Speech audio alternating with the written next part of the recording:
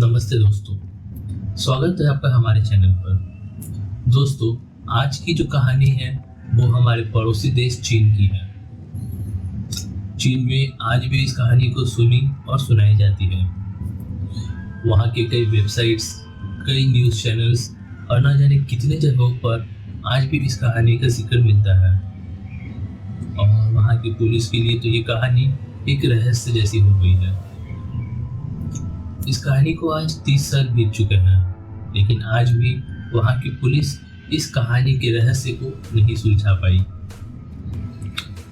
सुनने में तो ये कहानी किसी भूत प्रेत का लग सकता है, लेकिन इसमें एक प्रॉपर इन्वेस्टिगेशन है और इसमें से कई सारी चीजें हैं जो आपको थोड़ी हटके लग सकती है। कोई कहेगा कि ये किसी के मन का वहम था, तो कोई इसे काल्पनिक स्टोरी बता के जा सकता है। लेकिन जिसने भी इस कहानी को सुना है वो आज भी बस नंबर 375 को रात में चढ़ने से कतराता है। आज भी चीन के लोग इस बस को कई नामों से जानते हैं, जैसे कोई इसे द लास्ट बस टू फ्रैग्रेंट हिल्स के नाम से जानता है, तो कोई इसे बस नंबर 375 के नाम से। ये एक रात की रहस्यमय कहानी थी। दिन था 14 नवंबर 1995।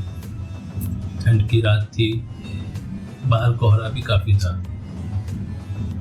इसी रात एक बस 375 अपने निर्धारित समय पर हुआन मिन हुआन बस टर्मिनल से फ्रैग्रेंट हिल्स के लिए निकलती है।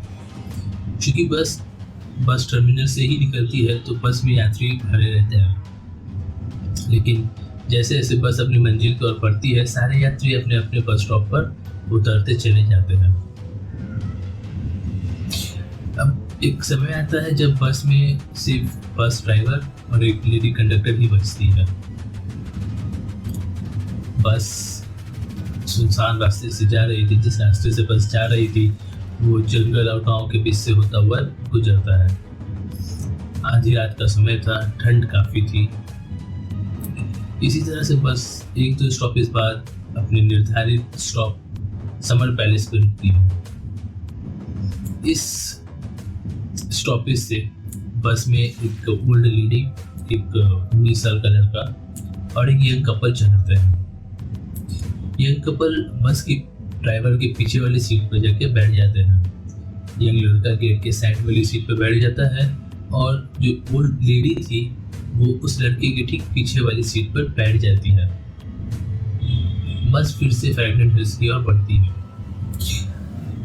बस के अंदर का जो माहौल था वो काफी शांत था और बस जिस रास्ते से जा रही थी उस रास्ते पर एक भी लोग नहीं थे, क्योंकि ठंड का समय था, बाहर कोहरा था और ऐसे मौसम में लोग अपने घर से कम ही बाहर आते हैं। ऐसे ही करीब 2-3 स्टॉपेज गुजरने के बाद ड्राइवर को दो लोग एक सड़क किनारे खड़े दिखते हैं। पहले तो ड्राइवर सोचता है कि मैं बस नहीं रोकूंगा, क्योंकि वो लोग जहाँ खड़े थे वहाँ कोई बस स्टॉपेज थी नहीं।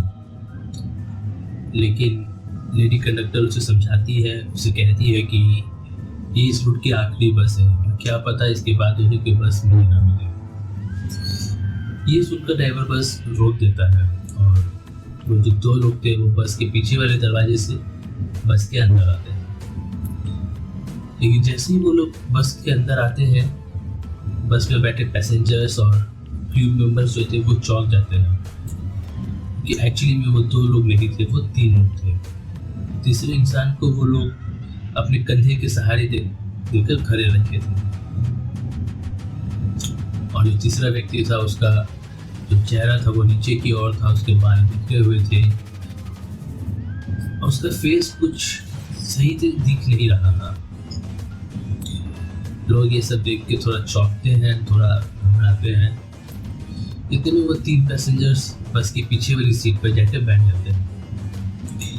पैसेंजर्स की हालत देख के लेडी कंडक्टर सामने आती है। वो पैसेंजर्स को समझाती है कि शायद ये लोग किसी ड्रामा कंपनी में काम करते होंगे। रात काफ़ी हो चुकी है, घर जाने की जल्दी पे शायद ये ड्रेस चेंज करना भूल गए। अब बस फिर से प्रेग्नेंट हिल्स की ओर निकलती है। बस में कुल अब 9 लोग सवार थे। एक स्टॉपेज के बाद वो जो यंग कपल थे वो बस से उतर जाते हैं। बस में अब 6 लोग थे और बस प्रेग्नेंट हिल्स की ओर फिर से बढ़ती है। लेकिन उस बस में जो ओल्ड लेडी थी वो बार बार पीछे मुड़कर उसी 3 पैसेंजर्स को देख रही थी। उसे वो 3 पैसेंजर्स कुछ अच्छे नहीं लग रहे थे। उसे कुछ संदेह हो रहा था। 4-5 स्टॉपेज निकलने के बाद अचानक से वो ओल्ड लेडी उठती है और अपने सामने बैठे हुए लड़के को थप्पड़ लगा देती है और उसके ऊपर जोर से चिल्लाने लगती है कि मेरा पर्स कहाँ है, तुमने मेरा पर्स चुराया है। इतना सुनते ही लेडी कंडक्टर उसके पास आती है और उसे समझाती है कि ये जो लड़का है वो आपके सामने बैठा है, वो आपका पर्स कैसे चुरा सकता है। इतने में लड़का भी उठता है, वो भी उस लेडी को यही समझाता है कि मैंने आपका पर्स नहीं चुराया, मैं तो आपके सामने बैठा था। लेकिन जो ओल्ड लेडी थी वो किसी की मानती ही नहीं है और चिल्लाने लगती है और ड्राइवर को बोलती है कि आप मुझे नेक्स्ट स्टॉपेज पे उतारो, मुझे इस लड़के को पुलिस के पास लेके जाना है। इतना सुनते ही ड्राइवर भी उसे समझाने की कोशिश करता है, लेकिन वो नहीं सुनती और ड्राइवर से जिद करने लगती है।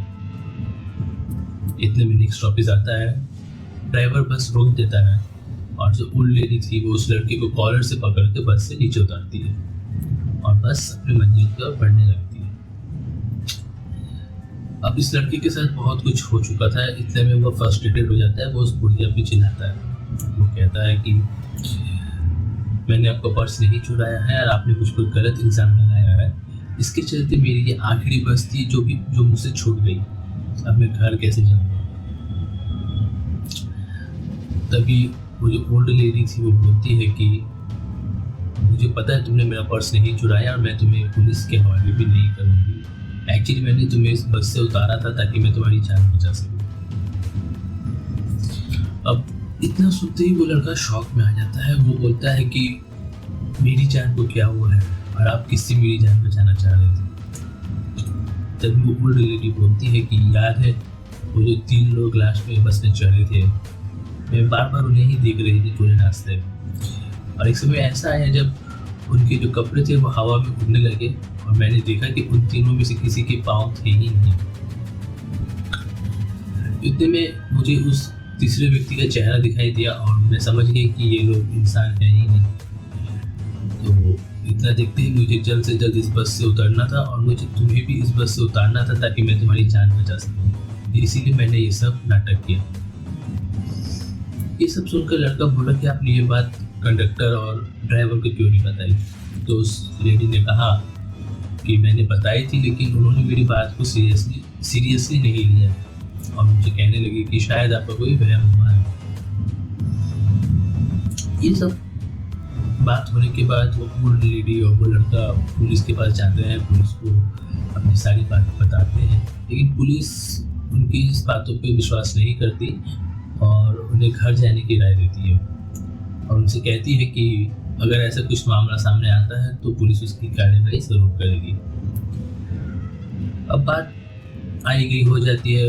वो लड़का और वो ओल्ड लेडी अपने अपने घर तक चले जाते हैं। पुलिस भी इस बात को छोड़ देती है। अब नेक्स्ट डे 15 नवंबर पुलिस के पास एक सूचना आती है कि युवान मिंग हुआन से प्रेग्नेंट हिल्स तक की जो लास्ट बस नंबर 375 थी वो अपने डेस्टिनेशन पर पहुंची ही नहीं है। वो बस गायब। इतना सुनते ही पुलिस समझ जाती है कि कल रात जो ओल्ड लेडी और जो लड़का उसके पास आए थे उनकी जो कहानी थी वो सच थी। वो उन्हें फ़ोन करते हैं और उन्हें पुलिस स्टेशन बुलाते हैं और फिर उनकी सारी बातों को रिकॉर्ड किया जाता है। इतने में ये सारी बात चीन की बीजिंग शहर में आग की तरह फैल जाती है कि बस 375 गायब है, वो अपने डेस्टिनेशन तक पहुंची नहीं है। उसमें एक लड़का और एक ओल्ड लेडी थी जिसके साथ ऐसा ऐसा हुआ। उसमें वो लोग पुलिस को अपनी सारी बात बताते हैं। सारे न्यूज़ चैनल्स, सारे न्यूज़पेपर्स सब जगह ये बात खबर फैलने लगी। बस पुलिस ने अपनी सारी ताकत लगा दी, अपनी सारी मशक्क़त लगा दी, लेकिन उस बस को कुछ पता नहीं चल रहा था कि वो बस गई कहाँ है। पुलिस ने तमाम कोशिश की, सारे सीसीटीवी कैमरास चेक किए, लेकिन उस बस का कुछ पता नहीं चल रहा था। अब 16 दिसंबर की सुबह पुलिस को सूचना मिलती है कि एक बस एक नदी में मिली है। पुलिस वहाँ जाती है, उस बस को निकालती है उस नदी से, तो पता चलता है कि वो फ्रैग्नेंट हिल्स वाली बस ही थी, जो बस नंबर 375 थी, ये वही बस थी। पुलिस इसे निकालती है और डिपो से कांटेक्ट करती है, तो पुलिस को पता चलता है कि उस बस में इतना फ्यूल था ही नहीं कि बस इतनी दूर 100 किलोमीटर दूर उस नदी में जाके मिला। एक्चुअली फ्रैग्नेंट हिल्स से उस नदी का जो डिस्टेंस था वो करीब 100 किलोमीटर था, बस इतनी दूर चली गई थी। तो ये पुलिस को बहुत शॉकिंग न्यूज़ मिलती है कि बस में तो इतनी फ्यूल थी ही नहीं। ये सुनते ही पुलिस ने जाके फ्यूल टैंक खोला, तो पुलिस को दिखता है कि वो जो पूरा फ्यूल टैंक था वो एकदम ताजे ब्लड से भरी थी। अब पुलिस भी परेशान कि एक तो इसमें फ्यूल नहीं थी, ऊपर से वो जो ओल्ड लेडी और वो जो लड़के बता रहे थे वो बात उनके दिमाग में चल रही थी। इतने में पुलिस को बस के अंदर से 2 लाशें मिलती हैं, जो कि लेडी कंडक्टर और ड्राइवर की थी। लेकिन सबसे शॉकिंग बात ये थी कि ये जो 2 लाशें थी ये एकदम सही सलामत थी। इसके अलावा पुलिस को बस से 3 लाशें और मिलती हैं, जो पूरी तरह से डिकम्पोज हो चुकी थी, जो सड़ चुकी थी। अब ठंड का समय था, नवंबर का महीना था, इतनी जल्दी कोई बॉडी डिकम्पोज तो नहीं होती है। ऐसा लग रहा था जैसे ये बहुत साल पुराने कोई डेड बॉडीज हो जो बस में रखे गए। तो बस पुलिस इन तीनों लाशों को फॉरेंसिक रिपोर्ट में भेजती है, पोस्टमार्टम के लिए भेजती है। तो वहाँ से पता चलता है कि ये जो 3 लाशें थी ये काफ़ी पुरानी लाशें थी यार, ये इनकी मौत अभी नहीं हुई थी। अब इसके बाद पुलिस सीसीटीवी कैमरा सर्च करते हैं, लेकिन किसी भी सीसीटीवी कैमरा में ये बस रिकॉर्ड हुई ही नहीं थी। ये बस कहाँ गई किसी को पता ही नहीं चला था। आज भी ये चीन में एक मिस्ट्री बनी हुई है कि ये फ्रैग्नेंट हिल्स की बस की स्टोरी क्या है, कैसे हुई थी, कहाँ हुई थी, जो वो 3 लोग चढ़े थे वो कौन थे, क्या वो सच में भूत थे, बस में पेट्रोल थी नहीं तो बस इतनी दूर गई कैसे, बस के फ्यूल टैंक पे इतना ब्लड आया कैसे, क्या वो लड़का वो ओल्ड लेडी सच बोल रहे थे। ये एक क्वेश्चन है जो आज भी वहाँ की पुलिस ने ही सुलझा। तो ये जो मिस्ट्री थी ये थी बीजिंग की उस लास्ट बस की, और आज भी इसके बारे में बीजिंग में बातें होती हैं, लोग बात करते हैं, इसी कहानी लोग अपने बच्चों को भी सुनाते हैं। और कहते हैं कि इसके बाद उस वक्त कई दिनों तक लोग उस बस में ट्रैवल करना छोड़ दिए थे। इनफैक्ट कई दिनों तक रूट नंबर 375 को ही हॉन्टेड घोषित कर दिया गया था। लेकिन अब वो डर धीरे धीरे ख़त्म हुआ, लेकिन सवाल आज भी वही है कि वो जो 3 लोग थे वो बस में कौन थे, लेकिन जवाब आज भी नहीं मिला है। बट पुलिस के पास ये सारी चीज़ें रिकॉर्ड है, बस नहीं है तो वो ये जो 3 मिस्टीरियस लोग थे ये कौन थे, बस नदी में गई तो गई कैसे, अब वो 5 में से जो 3 लाशें थी वो इतनी जल्दी डिकम्पोज कैसे हो गई। तो दोस्तों ये थी आज की कहानी बस नंबर 375 की। आपसे फिर से मुलाकात होगी अगले वीडियो में। तब तक के लिए जय हिंद, जय भारत।